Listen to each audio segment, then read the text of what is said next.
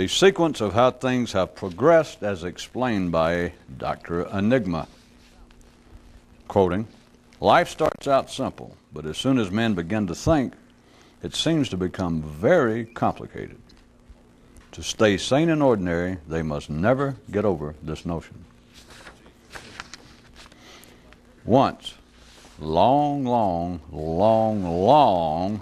ago, some men decided to leave the safety of their homeland and sail off into the totally unknown. And for some unrecorded reason, there arose within some of the adventurers the belief that a particular mental approach was necessary for a successful voyage. And beyond that, it came to be that two competing approaches were proffered, both attracting serious supporters. The first one said that for such extraordinary expeditions, those involved must keep their attention under constant conscious control, while the alternative claimed that the individual's attention had nothing to do with whether such an undertaking succeeded or not, and that all that is required is that each person be on board at their station, ready to execute whatever task may be assigned them. For a considerable period, the theories of these two sailing schools persisted side by side with near equal numbers of proponents, until one day someone pointed out that the characteristics of the latter approach to extraordinary adventuring were actually no more than those required for an ordinary, everyday existence. Judgment. When it comes to the big, final push in matters beyond the normal level of consciousness, it is every sailor, engineer, captain, and pilot for himself. And now our moral without a story. Everyone is lost, but only a few understand it. Not fear it, not suspect it, but understand it. And understand that being lost is simply today's position relative to the future. When your future is now, you can't be misplaced.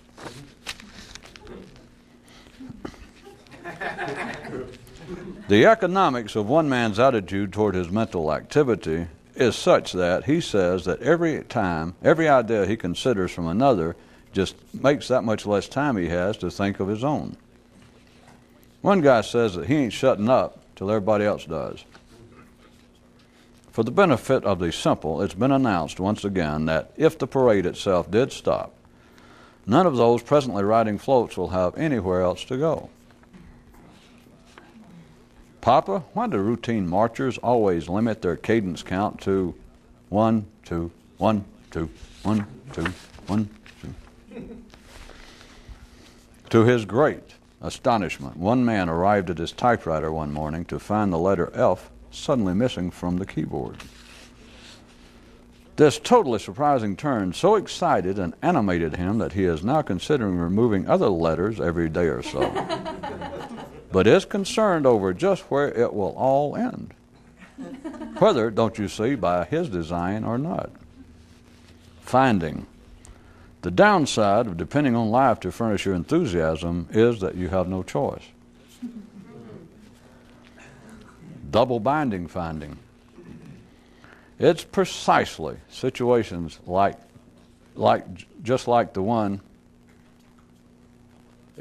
a situation just like that that makes those dissatisfied with their normal state of understanding even more damned dissatisfied. They will, however, if you will take note from my instant description, go to some effort not to say anything bad directly about life itself. I mean, after all, they have to live here too. And plus, life has asked them not to set a bad example for civilians and children. And now for you students of things psychological, today's Freudian bra and panties. On this one world, those with the largest egos have the least reason. Newsflash, Dateline, Earth, April 1955. A small group of mystics, well, at least one, has announced that the name so long used to describe them has finally become so misused that they are changing it to an unlisted one. Witnessing for the first time the eruption of a volcano caused one man to say to himself, "My sentiments exactly."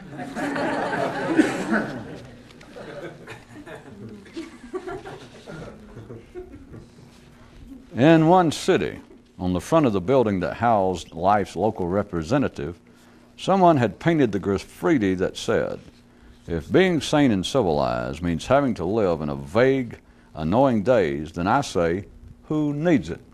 Signed, "You really think I'm dumb enough to sign my name?" End of graffiti. And back in our own part of town, that little fortune cookie bird who's delivered to you so many previous meaningful messages dropped by with this additional version of a continuing one. Quote, "Only the mind can make man aware of how disturbing it is to have an intellect." And at the bottom, some unknown hand had added, "Don't say life ain't never done nothing for you." The game, the limits. All two-dimensional wisdom in three-dimensional context is ultimately meaningless. That is at the heart of the sport, so deep in fact as to be normally unseeable. More items from our secret archives. After Adam and Eve developed the ability to think, and thus began to conceive of themselves as having an individual psychology, the first thing Adam said to Eve was, "I think I have a psychological problem." Is it any small to medium wonder that some histories got no chance of being remembered? Consciousness vis-a-vis the storage and reproduction of music. If ordinary awareness listens to a phonograph record, then the expanded variety is able to remove it from the turntable and examine the contents on both sides. In one kingdom, when a man gets too old to work with metaphors, they put him in the simile mines.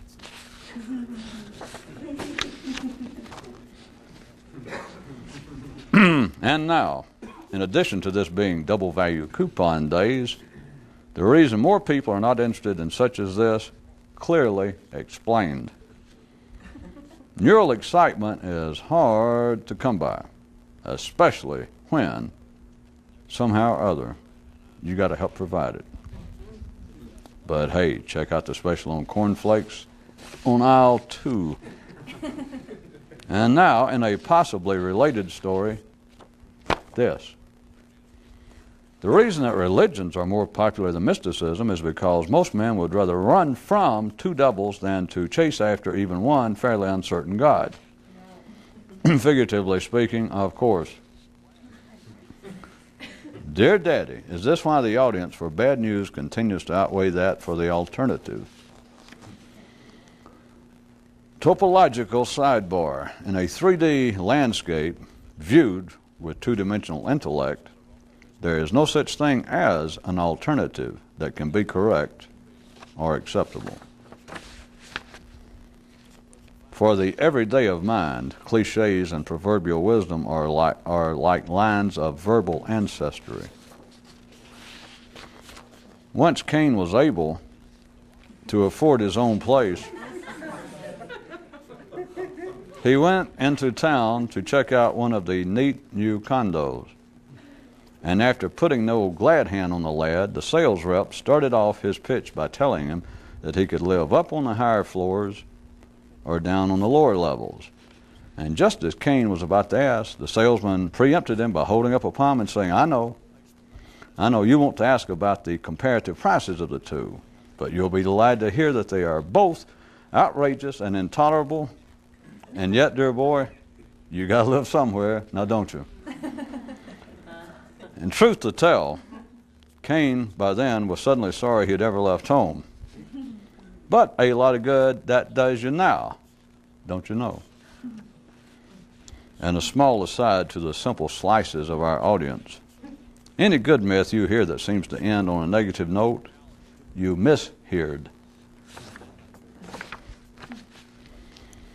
The physical dynamics of neural typsichore.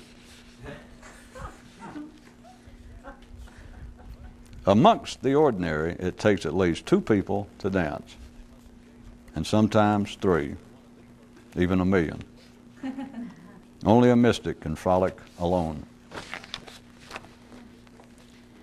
The difference between men and animals is that animals only have one home, while men have several places they can stay at.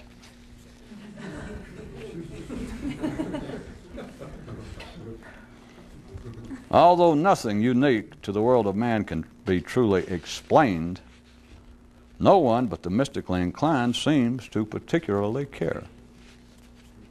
You know, said Reality to Life, that right there is probably the hardest thing to ever explain to a human. And Life thought, why the hell would anyone want to explain it?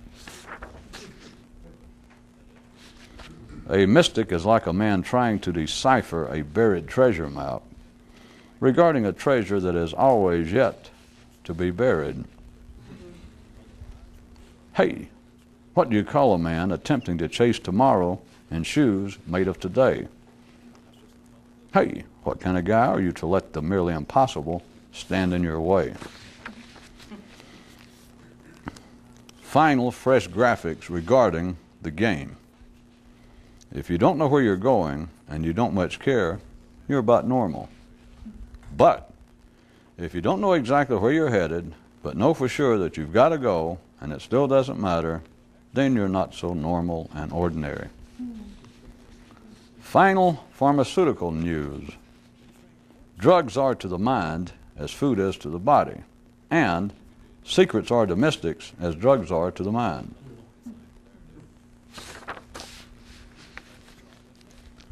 Collective space flights and this kind of stuff. The desire to ignite consciousness further is like the individual longing to separate from the mothership.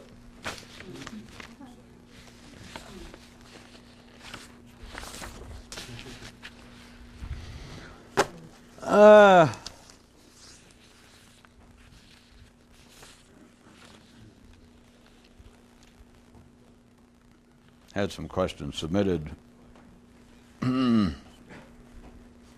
by some guys who were hanging out in the parking lot before we started.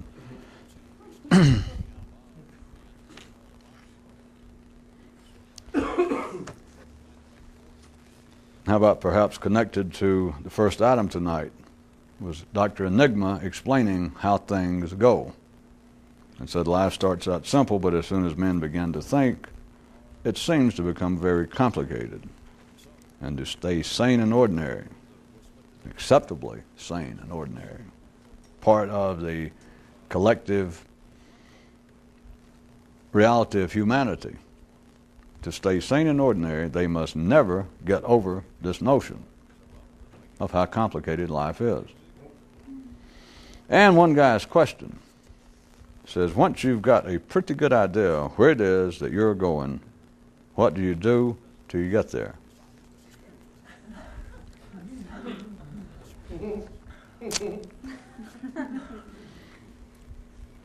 This would surely, I don't know whether anyone, that could be a fake question, by the way. I will admit, someone other than an actual member of our audience may have written that question, so. But be that as it be.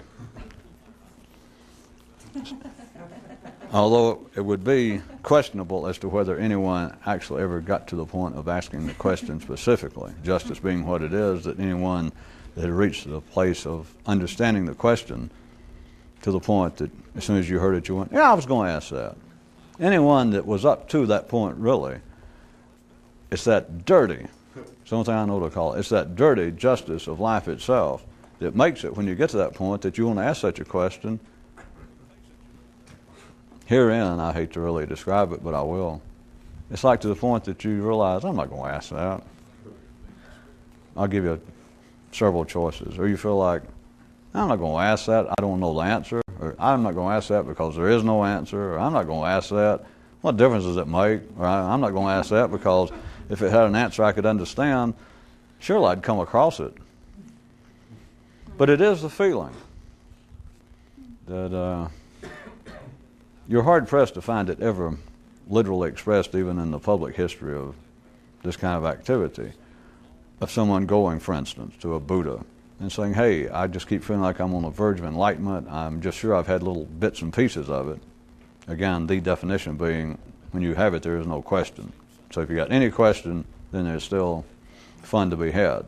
If you have any doubt, like, oh boy, I've been in states that just astounded me. But was that it? No. If you got any question, if you got any doubt, I always wanted to put it another way to a group of people. Maybe now's as good a time as any. If you ever feel like, I've had some of it, and if that wasn't it, I couldn't stand it if it was any better. You still ain't had it. But it's kind of a nice, comforting, I won't say cop-out after saying I won't say it. Ask the jury to ignore that. See? That's the way you do that one.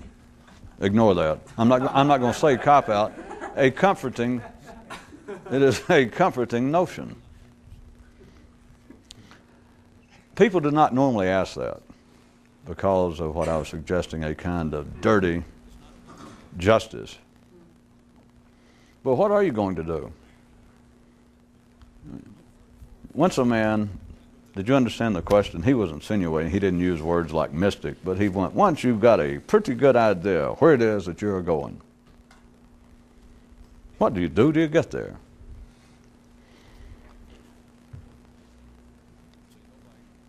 How about this? If he had asked, what if, once you are convinced, once you just know that whatever it was called, once you just know that what I want's that thing, what I want's to be enlightened, what I want is to ignite my own consciousness, what I want to do is be a mystic. There's no doubt about that. Okay, he says. But I'm not there yet because I got some doubt. So I'm not there yet. And I'm trying my best, but what the hell am I going to do? What the hell do you do until you get there?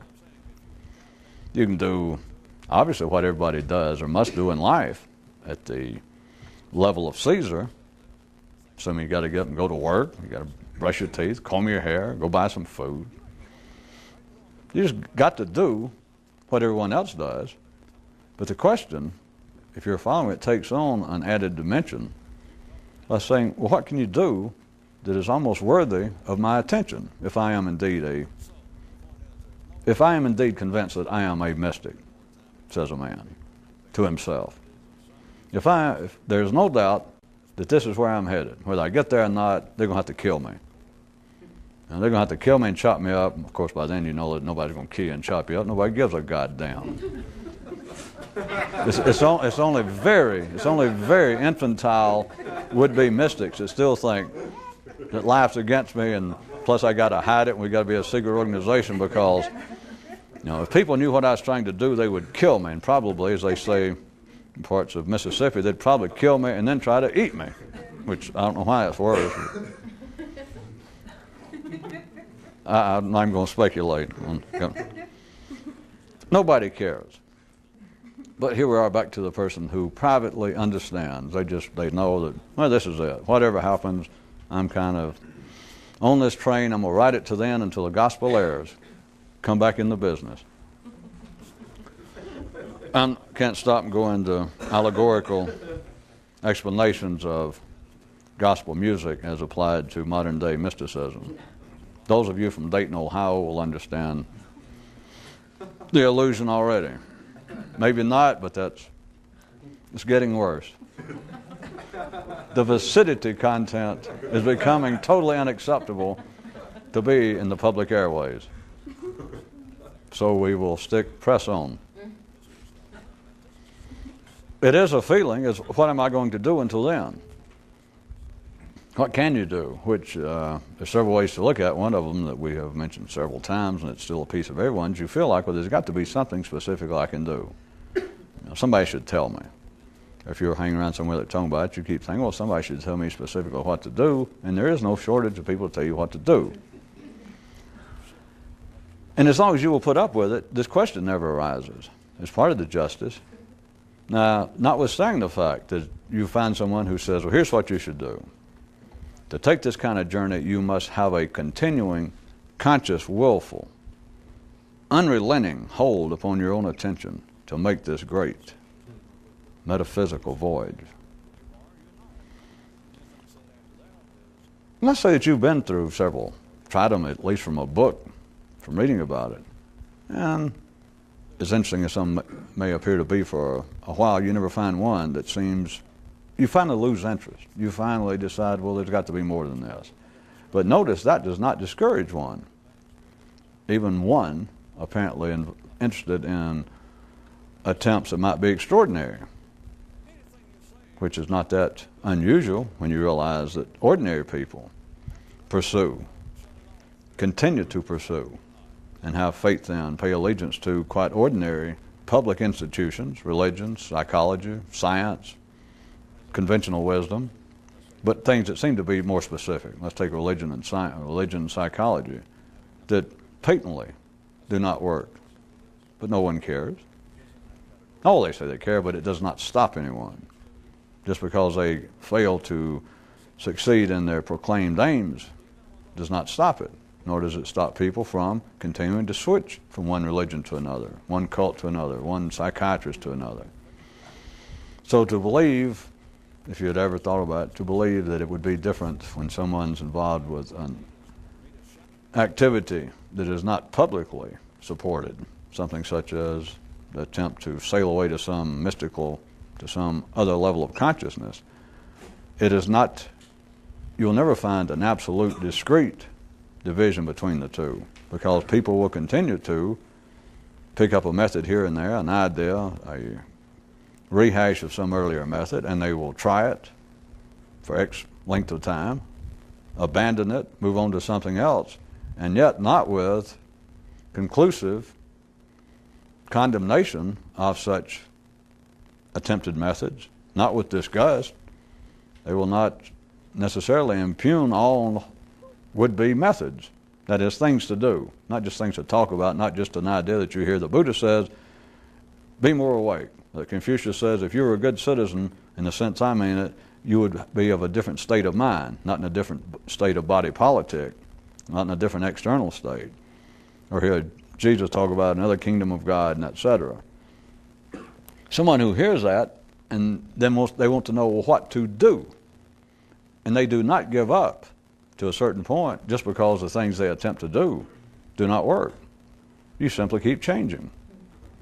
That is why, in a metaphysical sense, that in His wisdom, the God of the United States made the Pony Express. If you can figure that out, send your compliments to the fine thread company of Lewis and Clark.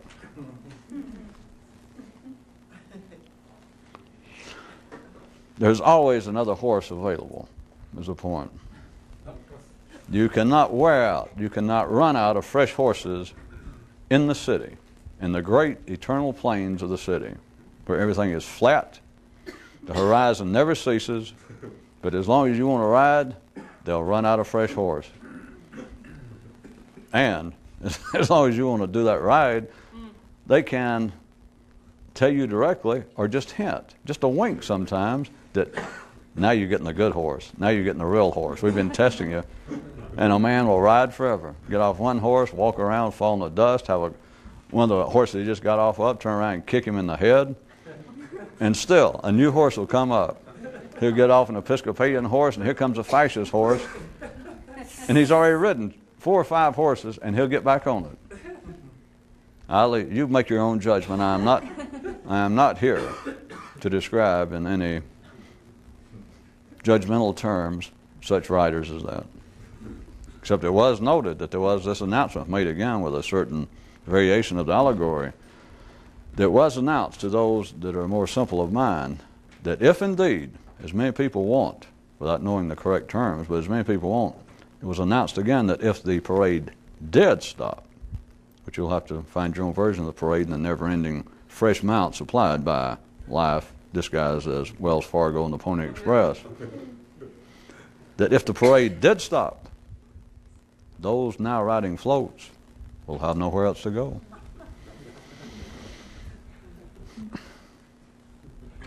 I'll leave it to you. Leave it in your capable stirrups. But people feel as though, even after they have ridden many horses, there's a point to this, that notice, you will not give up. You do not feel as though you have become jaded. You do not become ordinarily disgruntled enough. Some people do, but I'm saying to you people, speaking sort of theoretically, that you have not. But for a long time it persists. Well, there's got to be a physical, there's got to be a quite real horse, there's got to be something to do, specifically. And there's a never-ending list of something to do's.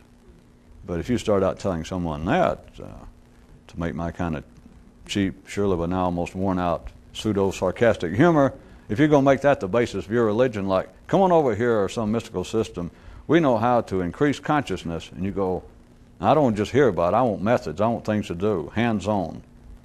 And they put their hands on you and say, listen, you've come to the right place, and you say, well, what are the things to do? And they go, it's just, you will not believe the menu of things that we have collected through whatever means that we have gathered them throughout history, or we have some single founder back here that has come up with just a list, just an almost infinite list, and already you'd have them kind of a little shaky. And you go, no, I mean, are they, specific things? I don't mean just vague theories about some other, no, we have things to do. And you say, well, you say things, you're talking about like one or two good ones. Oh, when I said near infinite list, I might not be overstating it, because we have yet to see the man run out of things to do. You follow it? In other words, a church or a cult, new church, way beyond the Western Judaic Christian tradition, the church of 10 Commandments, and then it, ... explanation mark, quotation, question mark, nah. 20 Commandments? No. 100? No. And maybe just draw the sign for infinity. You do understand what chance of success you'd have. I don't mean that if we're going to push it a little, that some people would not show up out of curiosity. But if they said, well, and you gave them something like, well, go around, let's take some of the classic, well, what you've got to do is continually, with every breath, you must remember the name of the Church of Infinite Commandments. Just remember that term. And somebody goes off and they do it for a while. Let's say they do it for a while, for a few days, a few weeks, and they enjoy it. They believe they benefit from it. But after a period of time, they will come back and say, all right, I guess between us, I'll go ahead and point out some of the obvious. They believe that they have exhausted the potential nourishment for them. That if they say so, under all sorts of reasonable conditions, you would be wasting your time to try and argue the point with them. But I could point out another way, it's just that they can no longer stand the illusion that they can do it. In other words, they can't do it. And they will finally come back, which all of you have been through this one way or the other, I'll bet. You just didn't notice it, but you will then come back and say, well, by God, I have gotten more out of that horse. I have ridden that thing. That has carried me further along this great mystical journey than anything I've ever done. But I think now it's time that you give me something else, if you have others, something to take me even further. The man can't do that. He comes and tells you, well, I'm down to the point that I believe that it's about time you give me something new. And of course, the way life is arranged again in its beautiful, majestic justice, it's the kind of places that have something specific to do, all the way from religions to would-be mystical schools and etc. You go to them and say, well, I've about worn that one out. Yep. And they realize, oh, we're about to lose this person. And they go, I need something new. And if you think they're going to say, well, that was it. Well, if you do, you're in for the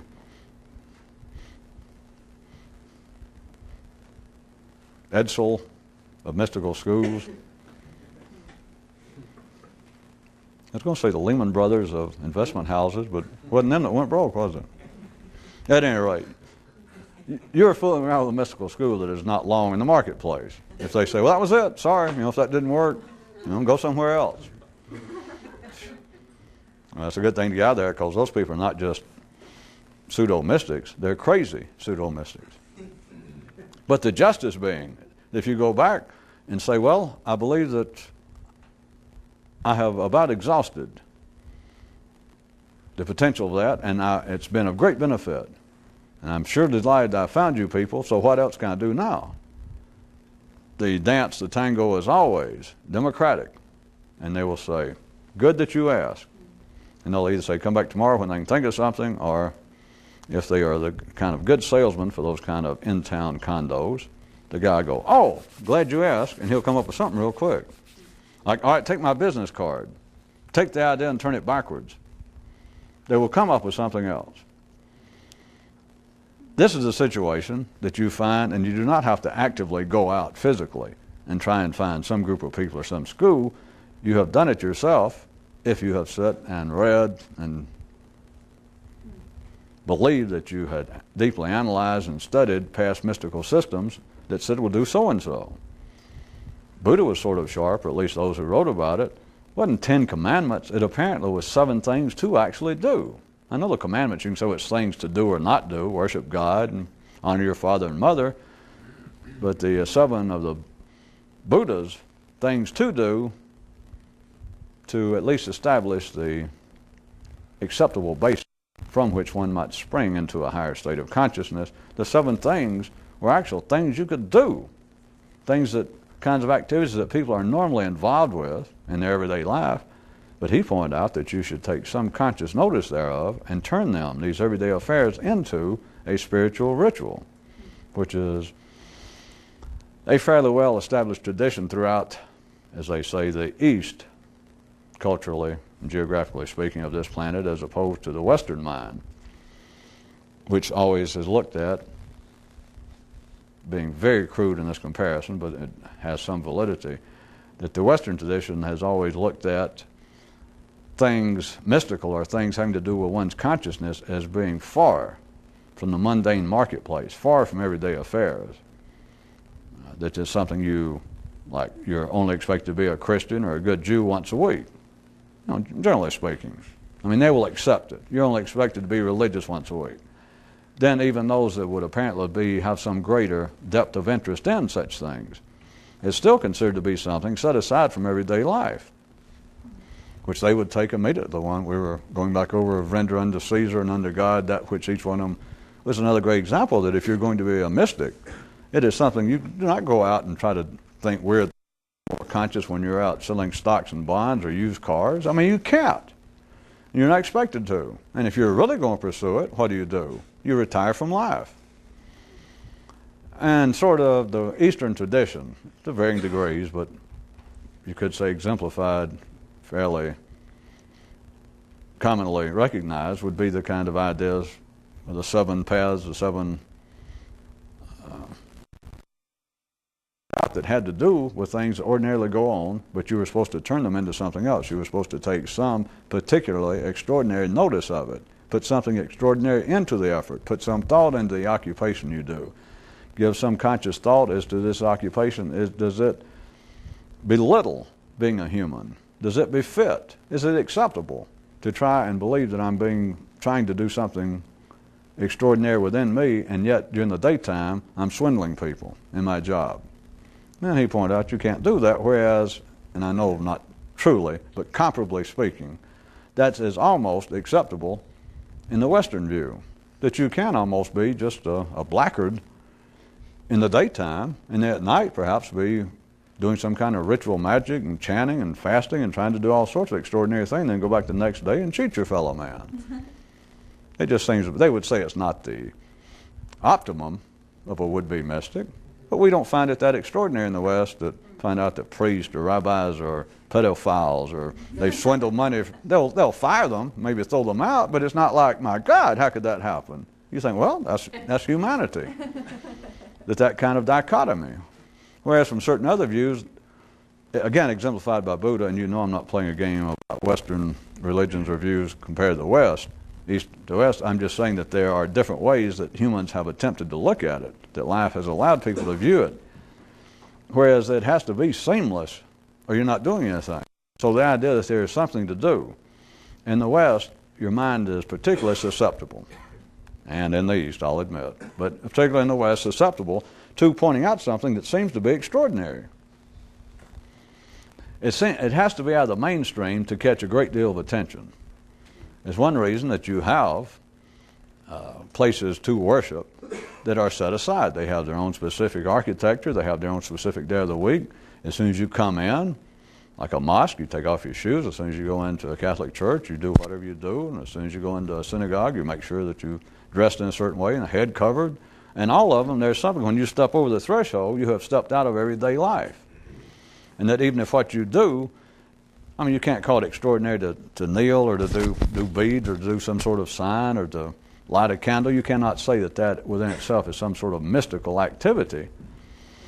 But it is set aside as not something that you're doing in your everyday life. It is something that is put in a specific context that is separate from the everyday life. Can anybody believe this is actually going to get to where we started? Well, I can. Of course, I'm pretty easily fooled. The idea of doing something, when we get outside the mainstream, ordinary religions, and them being set aside, then people who believe that they are more demanding, that they are more anxious, and would indeed pursue some sort of, if they perceived it as such, would pursue some mystical discipline and want something specific to do. Up to a certain point, that is just ordinary would-be mystics, people interested in such as that, they will almost insist upon, they will almost turn away from, on the other hand, anything offered as a method, an attempt of something to do that is too mundane. And it's quite understandable, for me to say would-be mystics and those of less demanding taste. It's not a matter of anybody looking around and going, well, yeah, I knew sorts like that. No, you were sorts like that. Everybody thinks, well, there's got to be something extraordinary. Again, if you surely by now see not just the physical structure of religious edifices and changes in behavior and the way you dress when you step across the threshold, when you get outside the public realm into the religious realm, into areas that would apparently be more individualistic and specific toward the mystical, is why it is so common for them to require, and people to go along with it, some drastic change in their appearance. It's like another way, instead of having to travel and to go to church, to go to a fancy cathedral once a week or twice a week. Usually cults do not have the money to build those kind of structures anyway. And so, rather than them being able to erect a structure into which you go, and it feels as though you have stepped into another world, that there's a drastic change from the outside streets of the left bank of Paris to go over and step into Notre Dame. It is like another world. And so since cults, people just starting off, they can't afford to build those kind of structures. So it is normal that the feeling of some step forward, that you have gone through some sort of, if not real initiation, that you have taken some step off the main path of life, is they require that you do something drastic with your own appearance, which is easy enough to do. It doesn't cost anything for them to shave your head and just say, well, for the next 5 years until we decide otherwise, the grand masters of more awakened men and women, the secret council behind all of this, end of quote. Until then, you've got to wear some kind of purple stripe down here, or you've got to wear something stuck in your ear. You've got to dress a certain way, and they can do that within a matter of minutes if you'll put up with it. They're going to shave your head and put that mark on your, or some kind of design, and they can even, if they had any sales wherewithal or much reading, they could say, well, the point is not just to distinguish you. That's the main point, because that's one way that you can determine how simple are your tastes and demands for something extraordinary, is if just the feeling that I am now, I have separated myself to some degree, I have distinguished myself from the crowd, from the rest of the herd. And many people can survive off of that, who claim to have had some interest in something extraordinary initially, can survive a lifetime simply over And it doesn't have to be as drastic as, shaving your head and having a purple design. You can join up with the Shakers if there are any left. You simply go around dressed in black the rest of your life with a hat on all the time. And even if people don't know what it is, they can take a look at you. It's the way life is, and they know. And especially if you're trying to be a real Shaker, you're humble and you're not making a big to-do and you're not going around starting fist fights and picking people's pockets. People who've never seen a Shaker, they just know that this is some sort of, quote, religious statement. They just understand it. Life's arranged that way. And many people are quite satisfied that is all they need, is they feel like that they have been separated, that there is now a distinguishing, an observable distinction between them and everyone else. And then you can take if we can move it up to a more metaphysical form of sarcasm, pseudo-sarcasm, say, boy, that is a real step forward, that's the kind of spiritual nourishment you needed, is all they had to do was shave your head and make you wear a funny-looking suit, and you can live 50 years thinking, well, now I'm on the right track. Because everywhere I go now, if anybody even looks at me, they realize, well, there's something weird about that guy. And to them, weirdness is just, from weirdness to mysticism, from weirdness to being more conscious and awake and godlike, surely it's just a small step away. Or else why else would they do it?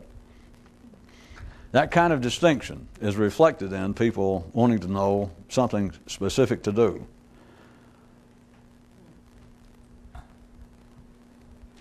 You reach the point of the man indicated, exemplified by this question, that once you're pretty convinced, once you've got a pretty good idea where you're headed, what are you going to do till you get there? Hidden within the question is anything, again, if you got any notion of what I'm using by this guy in his question, if he is good enough that he actually asks that question, then he understands what he's asking when he says, well, what are you going to do till you get there? He would have understood what we've already covered, that he understands that we're discounting all ordinary requirements of life. We're discounting the complete requirements of the world of Caesar, because he would understand that. Yeah. He should be offended, properly so, if I stopped and said, well, whatever it takes. You got to brush your teeth. You got to get enough sleep. You got to pay your taxes if you don't know how to get out of it. You got to obey the law. Don't smoke pot right in front of a cop and all that. And if he had any sense, he would damn near be offended. Like, well, yeah. But when I said, what are you going to do then? I meant, between us mystically inclined, what are you going to do then? All right. The question also, I'll put the thoughts in the guy's mouth, since I will admit I know him personally. I know who wrote that. That he is not only asking, well, what can you do then? It's not just like, well, what are you going to do once you know that you're on the train and you're going to ride it to Istanbul? You're going to ride it to enlightenment, or else you're going to die on the train. That's it. You're past the point of continually having to stop a conductor, which, if you're as good as him, by now you realize anybody walking by with a uniform on, don't ask them shit. They don't know anything. They're there to help distract and to calm the children, the weak, old people, young people, people given to train sickness, people suffering from almost terminal fear of foreigners. I would pronounce the word, but I cannot stand the thought of pronouncing an X as a Z. Plus, several people have asked me not to say the word phobia on TV. Sorry. It is not just the matter of someone, again, remember my man here, that him just saying, well, what to do then? It is not just him saying, well, what do I do to distract myself? What do I do to entertain myself? That's not an untoward question. But I'm going to tell you there are two questions, and that would seem to be the first one. That would seem to be part of it, and I'm going to let it go. So I'm just saying if that was it, that wouldn't be it. If what he really meant when he said, well, I know I'm on this train, I don't know whether I don't know if I'm going to live long enough to get there, I don't know crap. When he says, when you got a pretty good idea where you're going, I know. Then until you get there, I can keep saying, well, you got a pretty good idea where you're going, but now don't you? And you'll go, well, yeah. No, I wouldn't do that to you because I'm just encouraging you to tell a fib.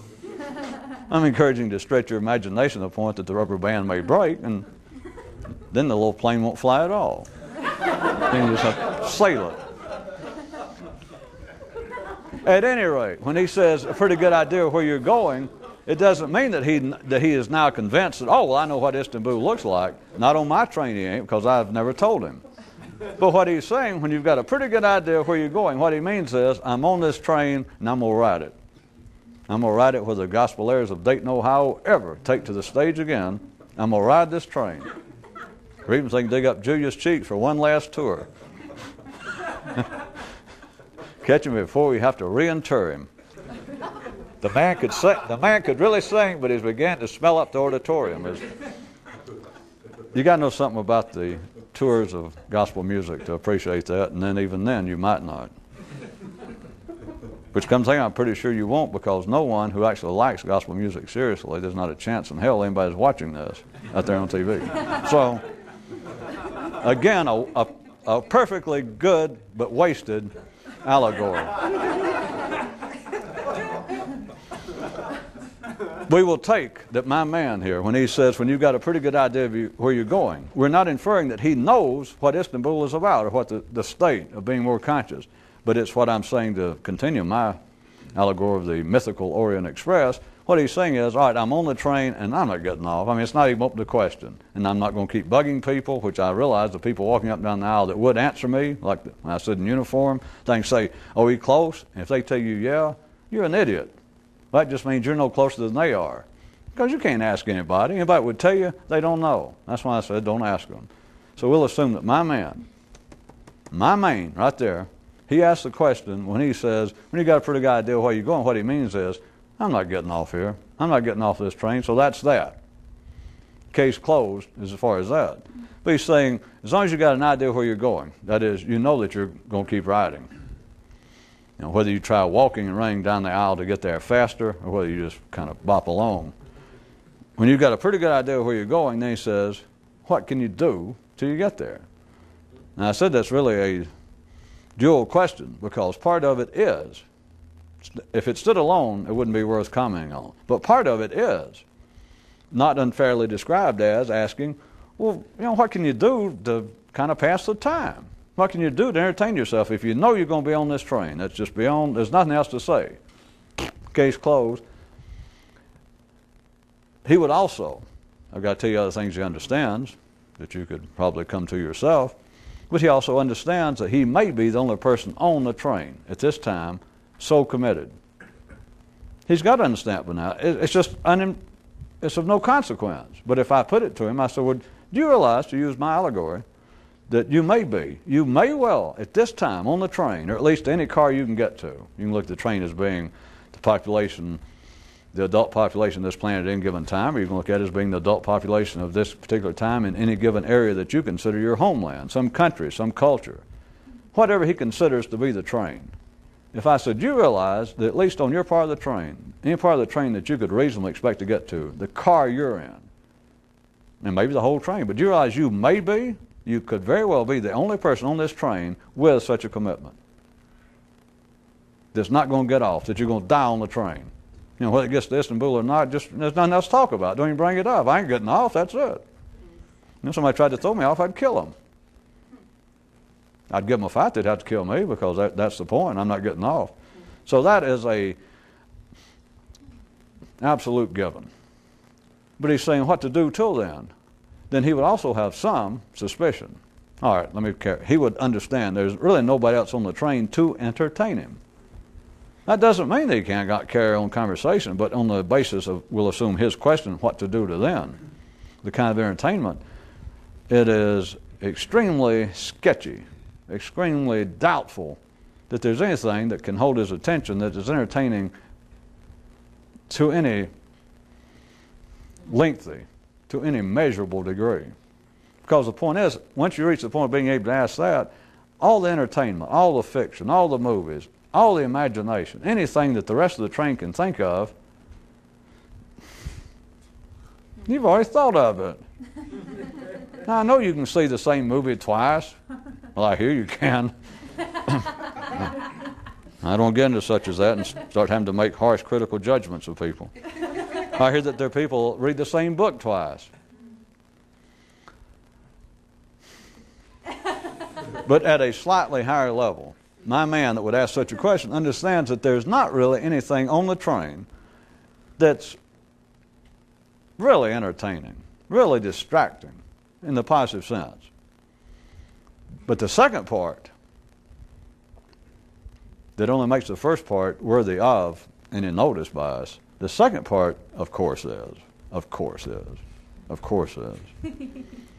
What can I do beyond simply the level of distraction? What could I do, perhaps, with any possibility, with any chance, that could increase the speed of the train? That it would increase my chances to actually living long enough to get to Istanbul. The two are not separated, as I tried to get you to consider some long time ago about entertainment and information. Even ordinary people will not take information. They will not take instruction unless they are in some way entertained. They do not look at it that way. But I pointed that out with 4 or 5 stories I made up. But even at another level, again, does not change that dramatically. That even on another level, information, data that is not even normal, it's still got to be entertaining, except when you get to a higher level, it's not that it has to be, it just is. But you still cannot separate the two. It's only low-level mystics, and I think Baptists, that believe that important spiritual information has got to be a pain in the ass.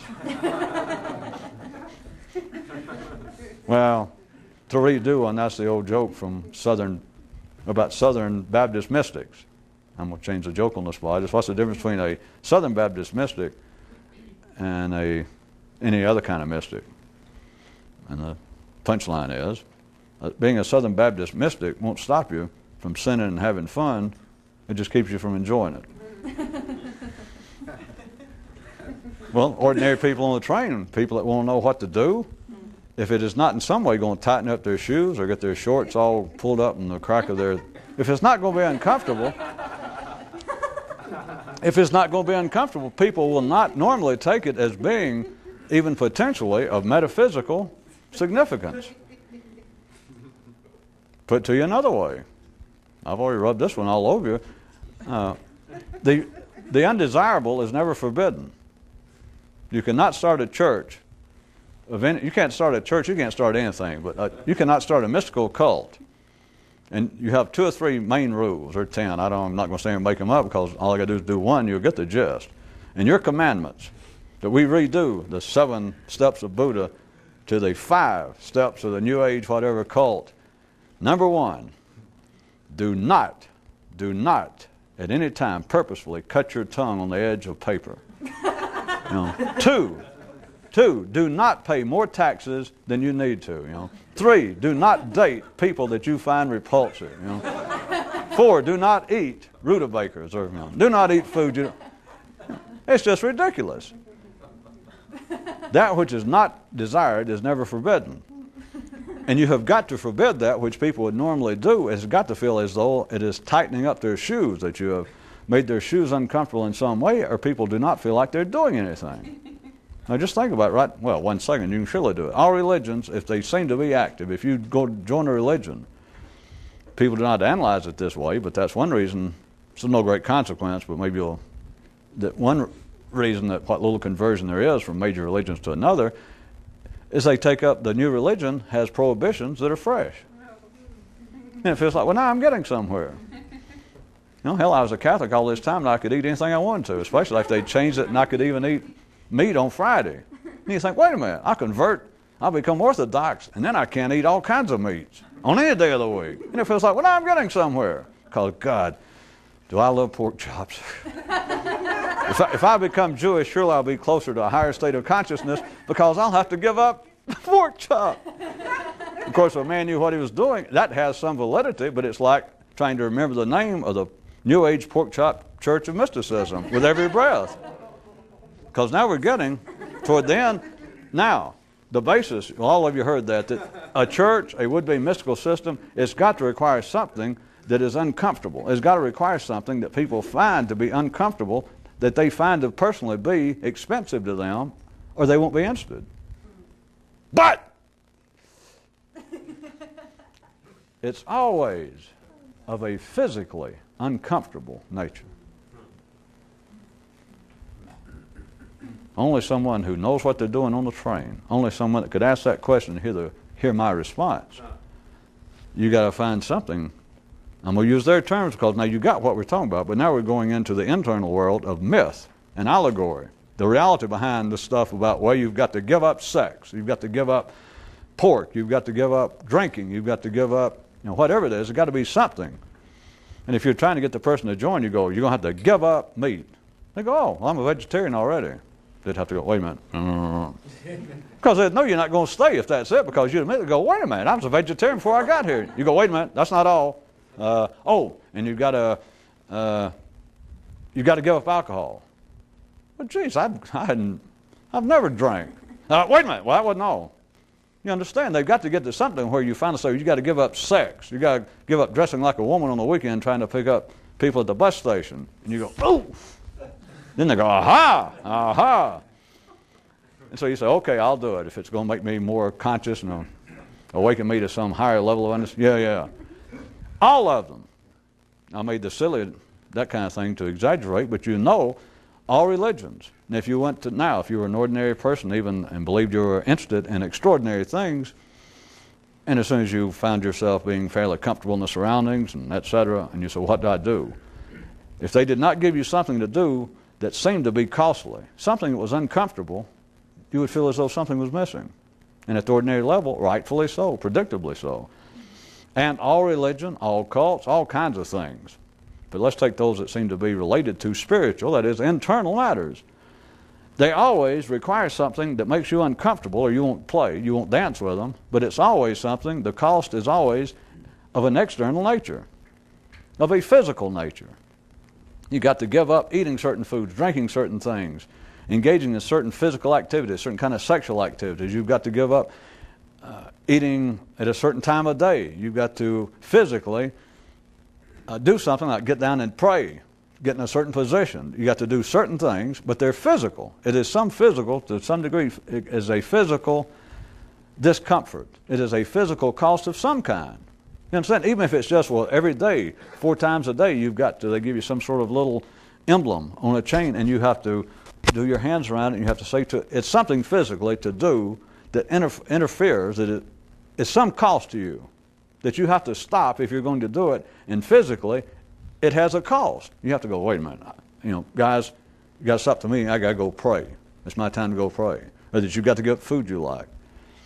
The only thing worthwhile to the kind of guy that says what to do then, the discomfort. You understand what I'm saying now when I say discomfort? Because that's not really true. Here's the mythical reality behind the physical prohibitions, the religious injunctions against certain physical activities, is an internal one. That's the only kind of any discomfort that has any potential value. It's the only thing that will make you go faster on the train. The train's not going faster. You're on the train. If you're going to go faster, it's in here. It's why the rest of it, giving up a certain food, doing a certain thing, it can be used. But forgive the terminology, Jesus Christ. If you don't know by now that the use is, I won't say that, is the size of a tax auditor's heart. I had a worse one in mind, but this is a family show.